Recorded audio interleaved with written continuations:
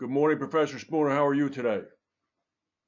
Good morning, Frank. I'm well, thank you, and I hope you are too. Thank you.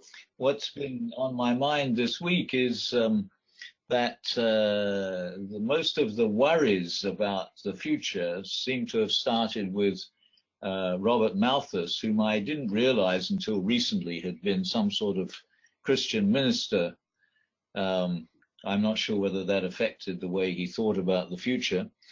But his idea that we were going to run out of food in the near future, and he's voiced this first 200 years ago, or over 200 years ago now, and in fact, we're doing quite well, I think.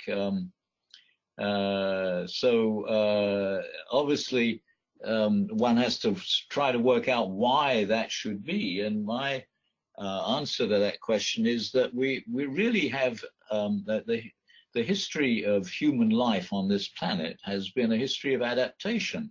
Mm-hmm. And we have always seemed to adapt our population growth to our food supply. And everybody takes it for granted that we did this in the Paleolithic, when there was only a certain amount of food to eat. And then we increased our population when we began to farm, and we increased it further when we began to irrigate and produce far more food. And then we increased it again after the Industrial Revolution and so on. And nobody mentions or pays any attention to the fact that maybe there's some connection between what we're being told now by demographers, that our population growth rate is declining, and adaptation. But it really is quite amazing that, and nobody seems to really have any real explanation for why the rate of population growth is declining, or why the Japanese aren't having children anymore, or why the fertility rate in other countries is also declining. And of course, nobody talks about famines anymore. Right. And we haven't had any famines for some time now, although I think there was one in Ethiopia not too long ago. Am I right in remembering that? Yes. No, not very much is said about the fact that famines in the past have never had anything to do with food production. They've always had to do with the organization of distribution and marketing and that sort of thing. Mm-hmm. Mm-hmm. So, and very often they've happened at times when there's been social change, which has increased the problem or exacerbated the problem of organization. What I'm going to be talking about in classes this coming week is this interesting relationship between the history of adaptation and especially of population growth increase and decline in relation to food supply that as far as I can see, makes sense whatever part of the world you're looking at whatever time, which is completely contrary to everything that's been predicted since Malthus, on the one hand, and the fact that famines have nothing to do with it, and everything, all our problems, whatever sort of problems you look at in any part of the world, have to do with our failure to organize social life productively. Mm-hmm. And I think this has to do with the fact that social life is, we're all social beings. We, unlike cats, we look for other people to interact with, and everything we do with other human beings. And this works very well on a local, small-scale level, but it seems to have worked very well in cities to begin with. We're now in the millennium of urban development, and expecting that everybody will be living in cities before very long. And there's been an increase in the number of people living in cities greater than the increase in global population ever since cities began to be developed. And cities seem to have worked generally very well, and seem to continue to be working well. Even though I don't really enjoy time in New York, it seems to that it works okay.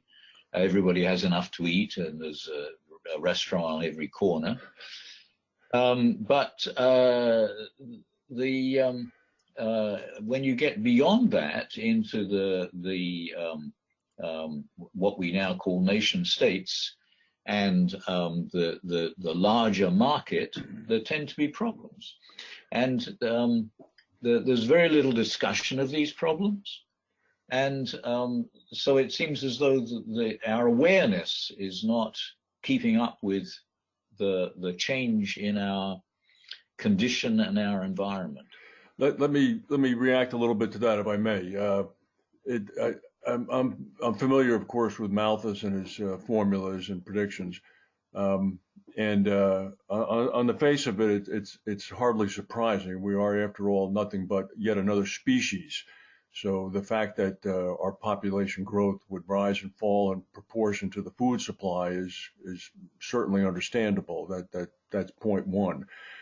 The second point is I'm wondering whether or not the methods that have been developed over the past 50 years regarding, for example, birth control and prevention of pregnancies, whether or not that's statistically significant insofar as playing out Malthus's theories. I don't know if it is. I suspect that it might be, though. The third observation I would make is because we are a sentient species who are able to think about their thoughts, supposedly distinguished somewhat from the next lower species on the evolutionary scale, depending upon which one you want to accord that distinction to. It may be that population growth or decline, as you've observed, is occurring now because of reasons other than food supply, perhaps because of a feeling of futility or pessimism about the future. So I would just throw that on the table to consider for a second. Well, I, of course, always have a social explanation for everything. And I see this as one of the other things that's happened as our arenas of social interaction have expanded. The most, what should I say, significant thing is the sexual revolution of the middle of the 20th century, which the Catholic Church has now started to take account of. They just noticed it. Yes. Which is that people, what should I say, sexual interaction and birth control were no longer interdependent. So that probably has something to do with it. However, the question is why we develop these things when we develop them, why there was so much interest in birth control. Good point. Starting in the 50s. Now I think what's happening in Japan, for example, is people just aren't having sex anymore. Mm-hmm. And nobody's suggested any explanation for that. But it's certainly, I mean, the Japanese seem to be very worried that there won't be any Japanese left anymore if they don't change their minds fairly soon.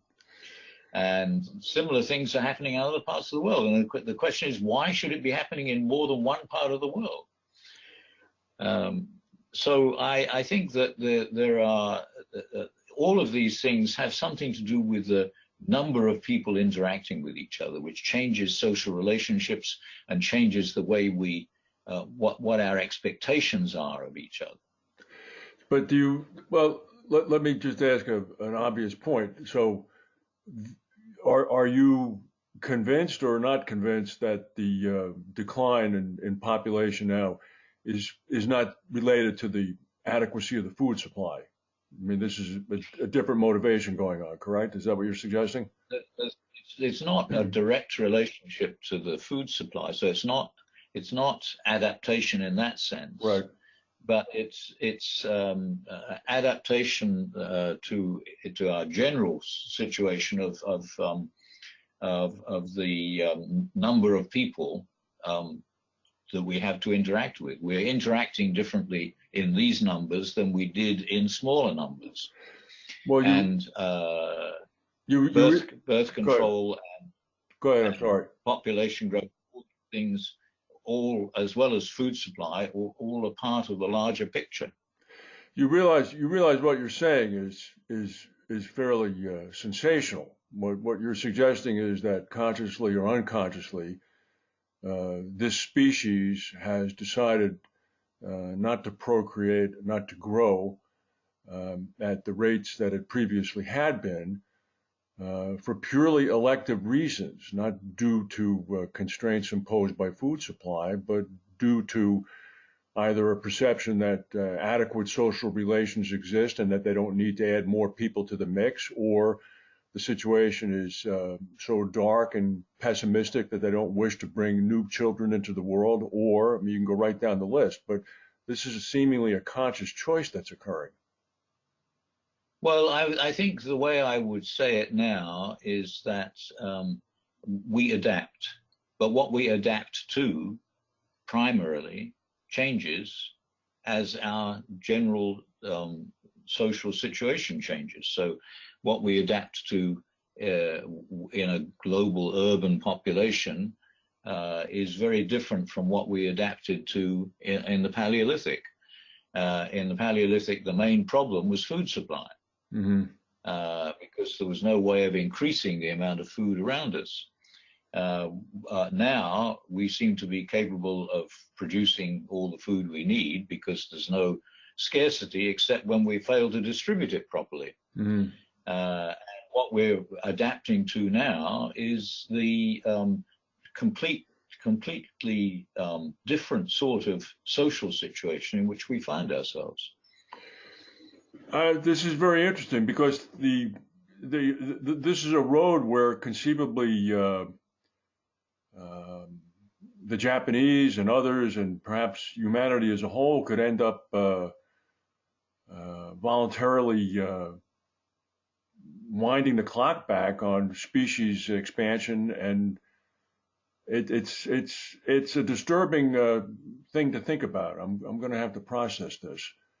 Well, it's interesting that the Japanese population grew very fast for a while, mm-hmm. and now has completely changed. It has. And it's interesting also that the Japanese live on a few relatively small islands, like the British Isles, well, on the other side of the Asian continent. There's an article in today's New York Times about the absence of primary school children in South Korea schools is such now that the government has gone out to bring in illiterate grandmothers and grandfathers to join in the schools with the 8, 9, 10-year-olds. Yeah. So as we've, I think, said before, the most interesting thing about globalization in the coming years is going to be the way we reorganize social life. Living at the end of this century is going to, it's going to mean what it means to be human is going to be very different in 100 years' time from what it is now. And we're told now, demographers, that 11 billion is what we should expect as the next plateau for the global population. Well, at least that reassures some small part of me that was afraid that we were voluntarily putting ourselves out of existence. That's a pretty big number. So, all right, okay. Professor Spooner, thank you very much. We'll look forward to next week. Have a good week. Thank you. Bye. Bye.